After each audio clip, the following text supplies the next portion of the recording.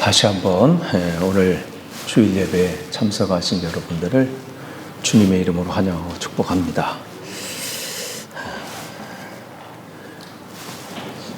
여러분 예전에 영화 보신 적 있을 거예요. 이 룻, 영화가 아니죠. 드라마 뿌리, 우리나라 뿌리라는 드라마 1977년작. 그렇죠. 그 주인공 쿤타킨테, 감비아인가요? 감비아에서 17살 때 납치를 당한 거죠. 그래서 미국에서 삶을 사는데 그의 7대 손이었던 알렉스 헤일리라는 사람이 작가예요. 조상을 찾는 거예요. 나는 어디서부터 여기 왔나? 내 뿌리는 어딘가? 그래서 루츠예요. 뿌리. 자기 조상을 찾아서 그러니까 200년의 그런 삶을 찾아 나선 거예요. 그래서 12부작으로 드라마로 돼 있는 건데 한국에서 8부작인가 이렇게. 그래서 예전에 그 기억이 나요. 뿌리라는 쿤타킨테. 그냥 여러분의 뿌리는 어떻게 되시나요? 몇 대 손이세요? 저는 청주 한씨 양절공파 32대 손. 상자 돌림이에요. 상자. 우리 아이들은 희자 돌림.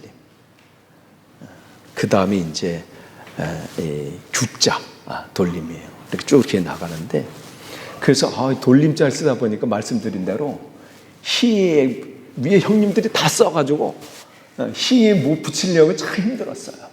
그래서 선희, 동희, 용희. 그래서 우리는 그냥 선동열이 아니라 선동용 그렇게 하는데, 그래서 이 뿌리를 이렇게 나는 어디서부터 왔는가. 그래서 성경은 참 족보 얘기를 참 많이 해요. 그래서 창세기도 족보가 나오고 이렇게 쭉 족보들이 이렇게 오늘 본문도 나오잖아요. 본문은 그 시작에 하나님이 그 계획하심이 어떻게 지금 이루어져 가고 있는가. 그걸 이제 보여줍니다. 반대로 누가복음 3장에 나오는 또 족보는 그럼 우리가 지금 여기 존재하고 있는데 우리는 그럼 어디서부터 온 건가? 그래서 성경은 뿌리의 시작부터 얘기하고 또 그 뿌리의 시작이 어디서부터 되나 이것도 얘기하고. 그래서 단순히 지난번 여러분 성경 읽기 할 때 마태복음 1장 1절 참 힘드셨죠? 누가 누구를 낳고 내가 지금 뭘 읽고 있나 뭐 이렇게 나중에 낳고 막 하면 절수를 까먹을 때도 있어요. 읽은데 막 또 읽을 때도 있고, 아니면 대충 뭐 다 낳겠지 뭐 하면서 쓱 이렇게 개인적으로 읽을 때 그럴 때가 있었잖아요. 쓱 그냥 1장은 쓱 뭐 다 낳겠지 뭐 낳았으니까 이렇게 쭉 해서 이제. 그래서 이 성경은 족보각서 굉장히 중요해요. 한 사람 한 사람 이름 속에서 그 사람이 존재할 때 그 앞에 어떤 사람이 있었는지, 그 시작은 누구였는지, 그리고 이 내 존재하는 나에서 여기서 끝날 것인가, 아니면 이 신앙의 유산이 계속해서 흘러갈 것인가, 이것을 점검하는 것은 중요합니다. 그래서 이름이라는 것은 그 사람의 인생이 거기 다 담겨져 있지요. 그래서 성경은 오늘 11장 본문 전에 10장 1절은 이렇게 시작을 합니다. 다음은 노아의 아들의 족보다. 그러면서 노아의 세 아들이 등장을 해요. 셈과 함과 야벳. 그렇게 등장을 합니다. 그래서 그러면서 이제 이 10장 하면서 10장 11장 10절은 그 중에서 첫째 아들이에요. 그 노아의 첫째 아들 셈의 족보는 이러하다. 그러면서 셈은 하면서 쭉 이렇게 나가요. 그러면서 11장 26절은 이렇게 이제 셈의 이제 이 족보가 쭉 나오는데 마지막 나오면서 데라는 70살의 아브라함과 나홀과 하란을 낳았다. 그러니까 이 아브라함의 아버지 이 데라는 노아의 이 후손이면서 노아의 첫 번째 아들이었던 그 셈의 셈의 후손이라 그 얘기를 하고 있는 겁니다. 그러니까 이 10장, 11장 계속 족보가 나오는 것은 하나님께서 계획하신 그 목적하신 바를 그냥 끝내시는 것이 아니라 계속해서 이루어가고 계시고, 그 이루어 오신 하나님은 그냥 여기서 끝내시는 것이 아니라 계속해서 하나님이 계획하신 바를 한치의 오차도 없이 그 일들을 이루어 가신다. 이것은 성경이 우리에게 말씀해 주고 있습니다. 그래서 우리가 민수기 이제 금요 기도회 때마다 민수기 강의를 하잖아요. 그래서 지난주는 이제 민수기 1장을 말씀을 드렸는데, 거기서 그들이 숫자를 한 사람 한 사람 셀 때마다 우리 유다 족속이 제일 많구나. 그러니까 우리가 대단해. 이걸 얘기하려고 한 게 아니라 한 사람 한 사람 세면서 뭘 생각하는 거예요? 하나님께서 이렇게 지금 일하고 계시는구나. 70명의 한 가정이 여기 왔는데 그 가정을 통해서 이렇게 번창하게 하셨구나. 아브라함에게 하나님께서 하늘의 별과 같이 땅의 바다의 모래처럼 자손을 풍성케 하신다는 그 약속이 그냥 그냥 하신 말씀이 아니라 진짜로 이루어지고 있구나. 이것을 그들은 숫자를 세면서 감격하는 거예요. 한 명, 하나님이 역사하셨구나. 2명, 우와. 그러니까 여러분 주변 한번 이렇게 옆에 보세요. 누가 왔나 한번 주변 보세요. 저 인간이 또 왔네가 아니라 이 한 사람 한 사람이 어떤 사람이 하나님이 일하시고 있는 증거예요. 어떻게 해서 저 사람이 여기 있나? 와, 대단하죠. 어떻게 보면 이야, 여러분 스스로 볼 때도 대단하지 않아요? 나 같은 걸 어떻게 하나님이 불러주셔서. 그러니까 여러분 아이들을 볼 때마다요, 쟤는 왜 이렇게 떠들어? 아니면 쟤는 왜 저래가 아니라 하나님의 꿈이 담겨져 있는 거예요. 저기에 저 아이들 속에 하나님의 꿈이 있어요. 저희들이 잘할 때마다 막 꿈이 자라는 거예요. 그냥 여러분 찬양 있잖아요. 싹 트네, 싹 터요, 막 이렇게.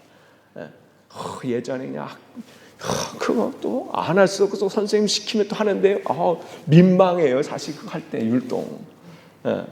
그래도 제가 많이 이렇게 한 거예요. 예전 쑥스러워가지고요. 참 힘들었어. A형의 극치였는데, 그래서 A에서 지금 아내를 만나면서 조금씩 A에서 조금씩 변화되고 있어요. 많이 이렇게 갔어 지금. 그래서 이렇게 자리를 펴놓으면 처음엔 못해 하다가도 하면 어머 왜 이럴 정도로. 그런데 저 아이들 보면요, 그 안에 하나님의 꿈이 담겨져 있는 거예요. 그러니까 여러분 볼 때마다 감격하셔야 돼요.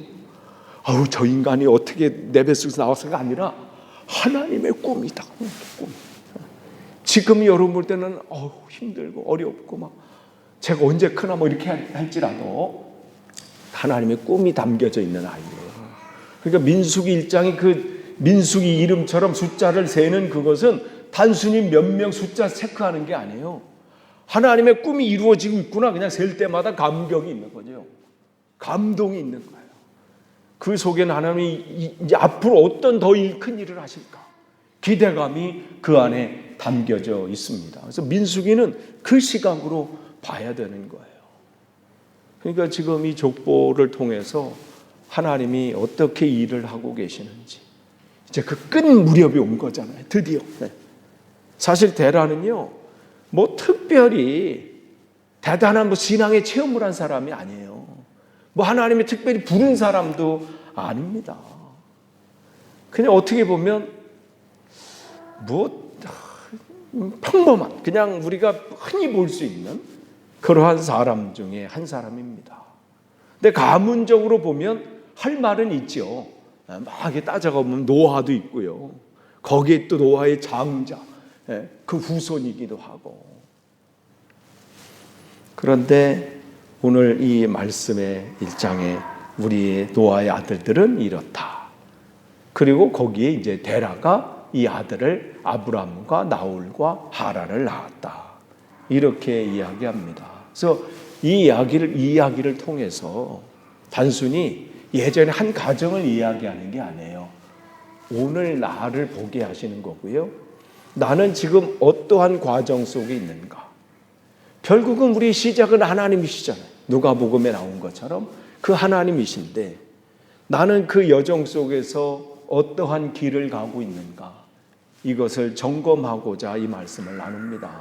그래서 1월 안에는 지금 이제 1월에 지금 시작하면서 주제 우리 올해 이제 표 하나님 말씀대로 행하는 교회 그 말씀을 전했고, 또 임직식 때도 마찬가지로 계속해서 올 1월은 우리가 올 한 해 하나님 말씀대로 행하는 삶을 살기를 결단하고 각오하고 또 여러분에게 다시 결단을 드리는 그러한 지금 말씀으로 전해드립니다.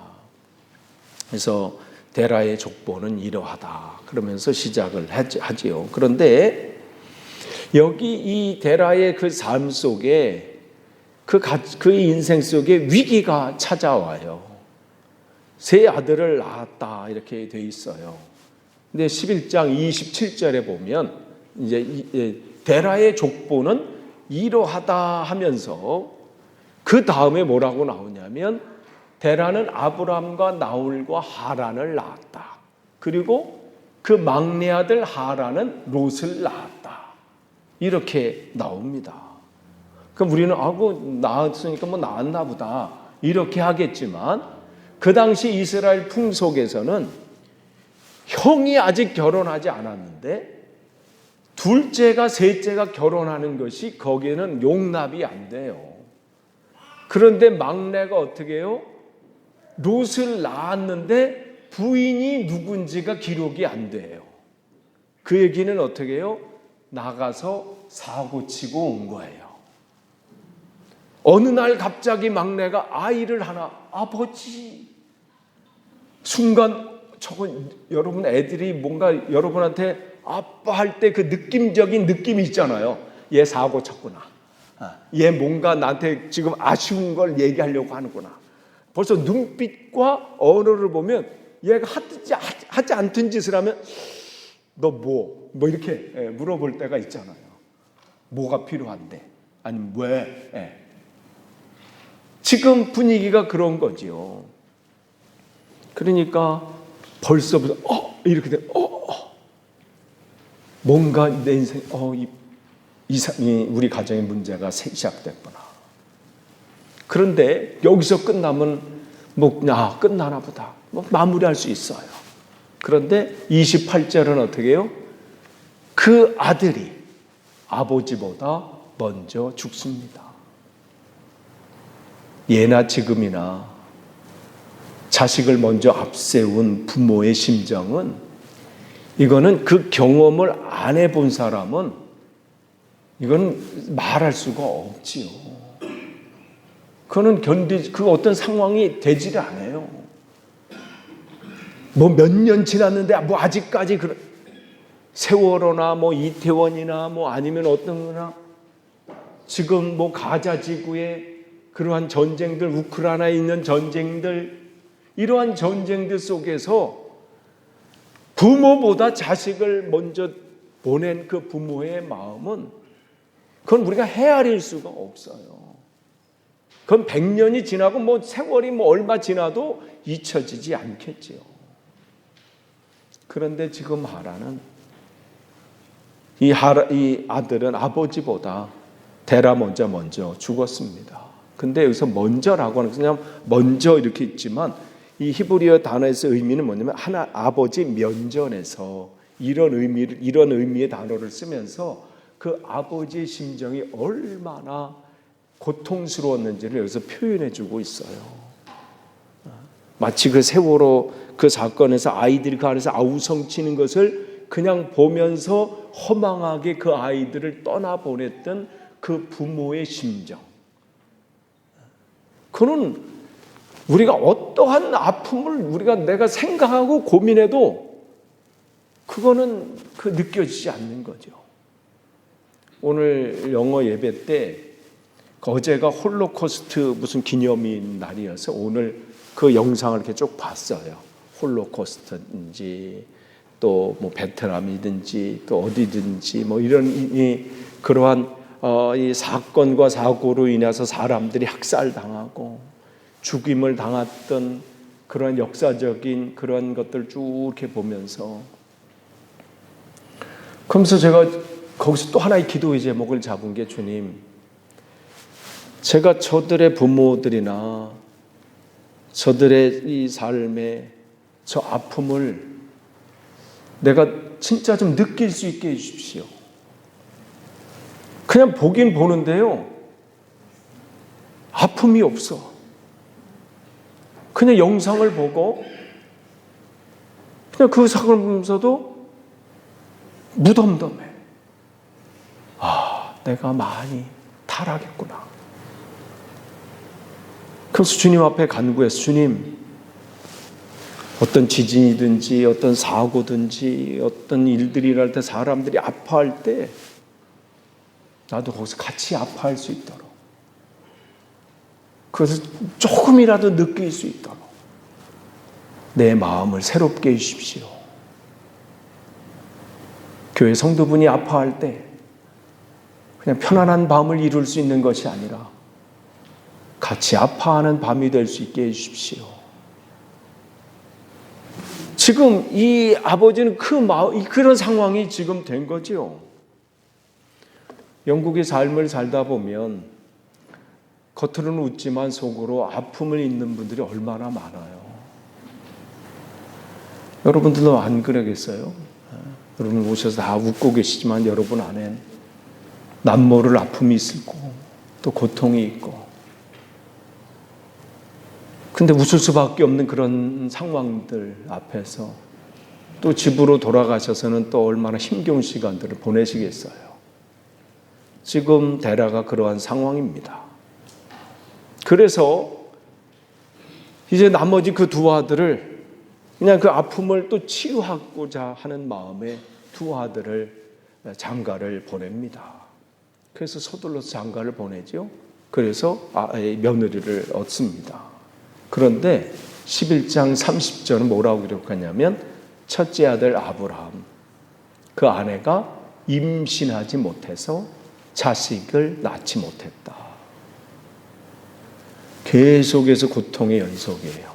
지금이야 자식 못 낳으면 그게 그렇지만 이 당시는요, 자식이 없다라는 것은 사람들이 어떤 인식을 가졌냐면, 저 사람은 하나님 앞에 저주받은 사람이다.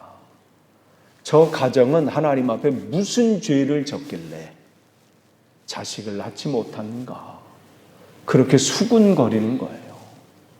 그리고 그 당시 자식은 그 가정의 힘이었어요. 그렇기 때문에, 그런데 그 자녀가 없다는 것이죠. 더 심각해져 가고 있습니다. 이러한 위기가 누구에게나 찾아올 수 있어요. 우리 살다 보면 생각지 않았던 일들이 우리 앞에 펼쳐지잖아요. 위기가 발생되잖아요. 문제 앞에 우리가 어찌할 바를 모를 때가 있잖아요. 이럴 때 이 위기의 순간에 데라는 뭘 결정하냐면, 11장 31절에 데라는 아들 아브람과 하란에게서 난 손자 롯과 아들 아브라함의 아내인 며느리 사레를 데리고 가나안 땅으로 오려고, 가나안 땅으로 가고자 결단하는 거예요. 떠나자. 바벨론의 우르를 떠나서 하란에 이르는 거죠. 가는 여정에 있습니다. 왜 이 데라가 떠나고자 결심했는지는 성경에 기록되어 있지 않아요. 사도행전 스데반 집사님의 설교를 통해서는 아브라함을 통해서 하나님께서 두 번, 갈대아 우르에서도 말씀하시고 하란에서 또 결단케 하셔서 떠났다고 기록되어 있지만, 이 창세기에서는 이 아버지 데라가 결단한 것으로 기록되어 있습니다. 물론 그 큰아들인 아브라함의 조언을 들었을 수도 있죠. 우리가 새로운 길로 가시죠. 이곳에서 하나님의 인도하심을 구하시죠. 하나님은 위기 때마다 그 길을 또 열어주시고요, 또 시험 당할 쯤에 피할 길을 여시고, 또 그 가운데 하나님의 살아계심을 맛보게 하십니다. 여러분은 위기 때를 한번 생각해 보세요. 여러분이 어려움을 겪었을 때를 한번 생각해 보세요. 그때 하나님께서 얼마나 여러분을 세밀하게 인도하셨고, 또 하나님의 말씀을 주시고, 또 길을 여시고, 그렇게 해서 여러분이 지금까지 오셨음을 여러분이 기억하십니다. 때로는 우리가 그 상황에 빠져서 잊어버린 적은 몰라도 되돌아 곰곰이 생각하고 보면 하나님의 은혜였구나. 계속해서 인도하시고 나를 놓지 않으신 하나님의 인도하심으로 이 자리까지 왔구나. 그러니까 하나님께서 데라의 마음을 움직였는지도 모르고, 아니면 아브라함에게 하나님께서 그 말씀을 주셔서 그 아버지에게 전달했을 수도 있어요. 근데 스데반 집사님의 말씀에 의해서는 아브라함의 영향력이 있었던 것이죠. 어쨌든 결심을 한 거예요. 위기 가운데 절망하지 말자. 위기 가운데 그럼 내가 어떻게 되는가? 새로운 곳으로 가자. 그래서 성경은요, 새로운 곳으로 떠난다는 것은 하나님의 약속을 붙잡는 그 의미가 담겨져 있습니다. 그래서 이 출애굽을 해서 이스라엘 백성들이 출애굽한 그것도 마찬가지고요. 야곱이 그 가뭄, 비록 가뭄이 이 문제가 됐지만 그것을 통해서 하나님의 계획하심을 이끌고 해서 애굽으로 또 가게 하시죠. 그러니까 모든 그 하나님의 떠남 그 속에는 하나님의 계획과 하나님의 인도하심이 있는 겁니다. 지금 데라는 그가 특별한 무슨 체험을 가진 사람은 아니에요. 뭐 하나님이 특별하게 그를 불러서 떠나라 이 말씀을 주신 사람도 아니에요. 그러나 비록 미약한 믿음의 사람일지라도 하나님은 그를 포기하지 아니하시고 그를 하나님의 계획 가운데서 이끌고 계심을 보게 됩니다. 그러니까 여러분, 나는 저분처럼 대단한 믿음도 없는 것 같고, 나는 저분처럼 무슨 우리 가정이 대단한 가정도 아니고, 뭐가 하늘에서 막 열어서 누구야 이름 불러가지고 너를 내가 끄집어냈다 뭐 성경 구절 어떤 분은 막 되면서 그때 이 말씀이 내가 확 와가지고 난리도 아니었습니다. 근데 얘기하려면 얘기할 것도 없고, 어쩌다 보니 이렇게 왔는데 실망할 거 없어요. 걔라도 이끄시는 분이에요, 하나님이. 그러니까 하나님은 다 하나님의 계획 속에 다 꿈이 있어요. 어느 분만 꿈이 계신 게 아니에요. 모두에게 하나님의 꿈이 담겨져 있어요. 그래서 이 출애굽기 14장에 하나님께서 이 시내산 그 계약을 하면서 그 속에서 계획을 딱 하시면서 너희가 내 말씀대로 하면 너희는 나의 보물이 될 것이다 말씀하시잖아요. 그 얘기 뭐냐면, 여러분이 어떠한 상황 가운데서 나는 하나님밖에 없습니다, 나는 여길 떠나지 않습니다 하고 그 길을 걸어갈 때 여러분 하나님의 보물이 되는 거예요. 그래서 하나님의 꿈이 그의 데라를 통해서 이루어 가시고 그에게 말씀을 주신 거예요. 아브라함을 통해서 주셨든 어떤 상황을 통해서 주셨든 어떤 문제 속에서 주셨든 하나님 우리에게 오늘도 말씀하십니다. 그 소리를 잘 들으셔야 돼요. 그러니까 여러분이 오늘 누구를 만나느냐, 그 만남을 여러분 소홀히 생각하시면 안 돼요. 그 사람을 통해서도 말씀하실 수 있어요. 어떤 사람을 통해서든 어떤 상황을 통해서든, 아니면 우리 교회의 성도들의 이 교제 속에서든, 여러분이 성경 읽을 때든 기도하실 때든 하나님은 다양한 방법으로 우리에게 오늘도 말씀을 하십니다. 그래서 그는 그 소리를 듣고 어떻게 해요? 가나안 땅으로 가려고 떠나는 거예요. 근데 여기서 보면 세 번역은 오려고 이렇게 그 느낌일 때 보니까 개역 성경에는 가려고 이렇게 돼 있는데 여긴 오려고, 느낌 보니까 하나님 막 끄시는 것 같이 느끼지 않아요? 그냥 널 오게 하려고 막 이렇게 하나님의 의지가 막 담겨져 있는 것처럼 막 느껴지더라고. 하나님의 계획 가운데 있지요. 그러니까 여러분 삶에 위기가 있습니까? 아니면 어떤 문제가 있고 고민거리가 있고 염려가 있습니까? 그것은 거기에 여러분이 끝이 아니에요. 그것은 여러분의 새로운 시작이에요. 하나님의 더 큰 은혜를 여러분에게 부으시려고, 더 큰 은혜를 여러분이 맛보게 하시려고. 그러니까 그 도전 앞에 여러분 두려워하지 마세요. 하나님이 또 길을 또 새롭게 여실 수 있다는 거예요. 한때 야곱이 왜 요셉이 있다는 소리를 듣고, 근데 주저한 줄 아세요?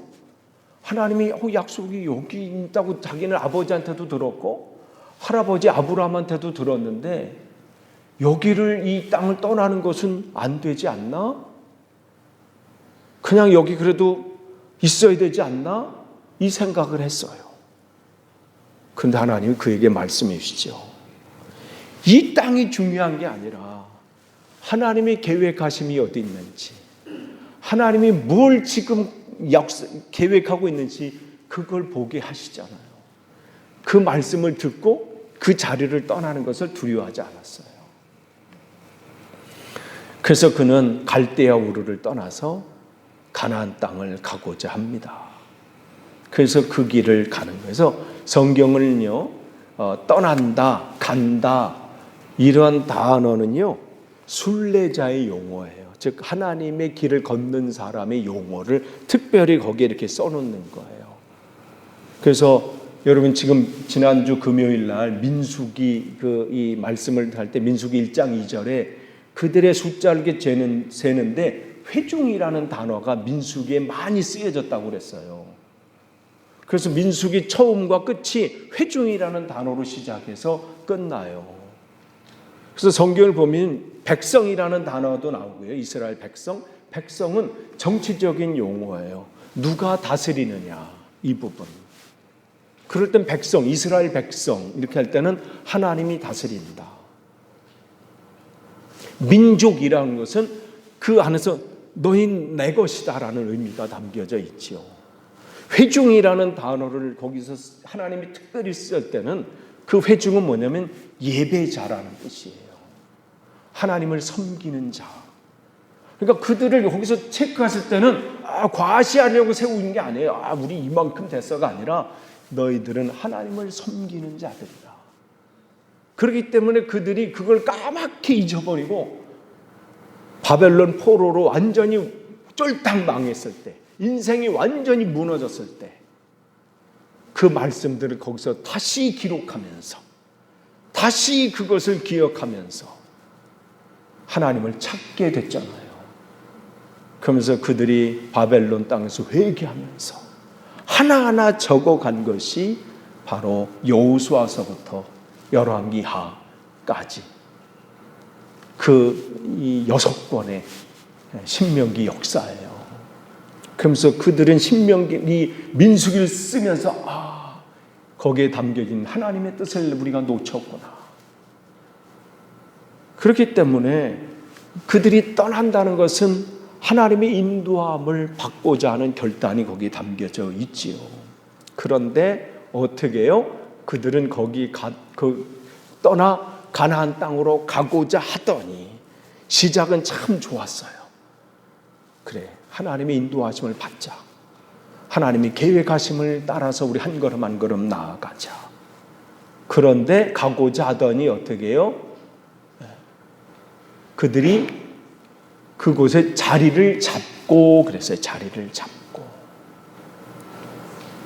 가는 길이 어떻게 멈춰버린 거야.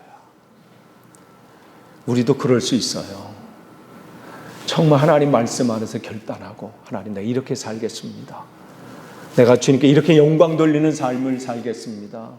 결단하고 되돌아보면서 모든 게 하나님의 은혜였습니다 하고 가지만 세월의 무게 속에서 아니면 어떤 문제 때문에 아니면 어떤 상황 때문에 어떤 일 때문에 어떤 사람 때문에 그 자리에 멈춰버릴 때가 있어요. 그래서 사도 바울은 연약한 자기를 알기 때문에 어떻게 해요? 나는 여러분에게 감히 확정돼서 감히 말합니다. 나는 날마다 죽습니다. 그 얘기는 뭐예요? 내 안에 이 순례의 길을 떠나는데 하나님의 자녀로서 매일매일의 이 삶을 떠나는데 내 안에 연약한 마음 때문에 포기하고 싶은 마음도 있고 그만하고 싶은 마음도 있고 이 정도 했으면 됐어 라는 마음. 왜 나만 이걸 해야 돼? 정말 이 바울의 길은 선구자의 길에 아무도 가보지 않은 지금 길을 걸어가고 있는 거예요. 그래서 얼마나 그의 삶이 고됐습니까? 고난의 연속이 아니었습니까? 그 마음속에 왜 연약한 마음이 없겠어요? 그만하고 싶은 마음. 그냥 이 정도면 됐어. 편안한 삶을 살고자 하는 마음이 왜 없습니까? 인간의 마음속에는요, 다 편안해지고자 하는 마음이 있어요. 그런데 그 마음을 날마다 죽이는 거예요. 주님, 편안한 삶이 아니라 주님이 주시는 평안을 누리는 삶을 살기를 원합니다. 비록 육신은 고되고 삶에 힘든 일은 있지만 편안을 쫓는 삶이 아니라 주님이 주시는 평안을 쫓는 삶을 살기를 날마다 결단하는 것을 나는 죽습니다. 그 고백을 하게 되는 거죠. 그런데 데라는 거기에 자리를 잡았어요. 그 세월 속에서 거기 있다 보니까 잠깐 머물다 가려고 했는데, 잠깐 여기서 쉼을 가고자 했는데 그 쉼이 그의 인생이 끝날 때까지였습니다. 잠깐 멈춘다는 것이 그의 인생이 거기서 그냥 멈추고 말았습니다. 성경은 그가 거기서 우상을 만들어 팔았다 그 기록하고 있어요. 여호수아 24장을 읽다 보면 우리 조상 아브라함의 그 아버지처럼 그렇게 하지 말자 이렇게 얘기를 하잖아요. 그가 그 전에 갈대아 우르 그 지역에서 그 지역이 또 달신을 섬기는 지역입니다. 근데 이 하란도 같은 메소포타미아 문명 지역이기 때문에 거기도 달신을 섬기는 거예요. 그러니까 밥벌이하기에 너무 좋아. 그러니까 그동안 이 문제가 있고 또 이것 때문에 그 삶을 가고자 했던 그 결심이 거기서 멈춰버린 거예요. 편안해지거든. 거기 이제 여기 자기 문제를 알아볼 사람도 없고, 이 아들이 누군지도 이 누군지 사람들 알지도 않고, 관심도 없고, 그러니까 너무 편안해진 거예요. 그 편안한 삶이 하나님을 향한 그 순례길을 멈추게 했습니다. 하란이라는 뜻은요, 교차로라는 뜻이에요. 우리가 정션 있잖아요. 우리 고속도로 막 다니다가 M25 타고다가 정션 10 그러면 A3 타는 거잖아요. 거기만 오면요 다 온 것 같아. 멀리 갔다가 정션 10 딱 들으면 왔다. 근데 요즘은 거기만 생각하면 직근해. 왜? 거기 너무 힘들어. 25년까지. 그 공사 어떻게 변할지 기대가 좀 큰데. 그냥 정션 10만 봐도 어떻게 다 왔구나. 저쪽에서 올 때는 정션 11이나 거기 채싱턴 이렇게 오면, 그러니까 정션은 어떻게 해요? 내가 가고자 하는 그 길을 나가고자 하는 통로지 거기 멈춰버리는 게 아니에요. 멈출 때는 왜 멈춰요? 한번 멈춘 적이 있어요. 어느 길인지 헷갈릴 때 가운데 있잖아요. 와, 목숨 걸고 어디지? 이렇게. 예전에 그 내비게이션 없었을 때 맞나? 이럴 때. 그럴 때 아니면 차가 문제가 생길 때 아니고서는 거기는 지나치는 거예요. 정션은 내가 목적하는 바를 가고자. 하란의 이름의 뜻이 정션이에요. 그러고 보면요, 하나님이 그 이름 세울 때 다 의미가 있어. 그러니까 그 정션은 어떻게 해요? 통과해야 되는 곳이에요. 그런데 거기 정션에 멈춰버린 거죠. 멈췄다는 것은 뭐가 문제가 생겼다는 거예요. 그러니까 지금 데라의 그는 그의 삶을 가고자 하는 그 길을 거기서 멈췄습니다. 여러분이 지금 가고자 하는 그 길, 그 믿음의 길, 여러분 잘 가고 계십니까? 하나님이 여러분을 통해서 꿈이 갖고 계시고 계획이 있으셔서 마치 아브라함을 이끌고 오신 것처럼 여러분이 이 영국 땅으로 이끌고 오셨습니다. 누구처럼 강력한 메시지를 받아서 오신 분도 있을 거고, 어쩌면 데라처럼 상황이 그러다 보니까 떠날 수밖에 없는 그런 상황과 환경 때문에 온 분도 계실 거고 어쩌다 보니까 오신 분도 계시지만, 그러나 모든 것 속에는 하나님의 계획하심이 있음을 여러분 기억하십시오. 그렇다면 영국 땅에서 여러분이 물론 여기 머물게 아니라 하나님의 인도하심을 여러분이 계속해서 기억하시면서 그 순례의 길을 여러분이 멈추셔서는 안 됩니다. 하나님 앞에 가는 그날까지 끊임없이 그 여정은 계속 가셔야 돼요. 근데 우리의 사단은 계속해서 멈추라고 우리를 합니다. 그쯤이면 됐어. 할 만큼 했어. 너 나이도 있고 건강도 있고 아니면 또 상황도 있고 네 문제가 더 급하지 않아? 끊임없이 사단은 어떤 사람을 통해서, 환경을 통해서, 어떤 일들 통해서 거기서 멈추게 하게 합니다. 근데 주님은 가라고 하십니다.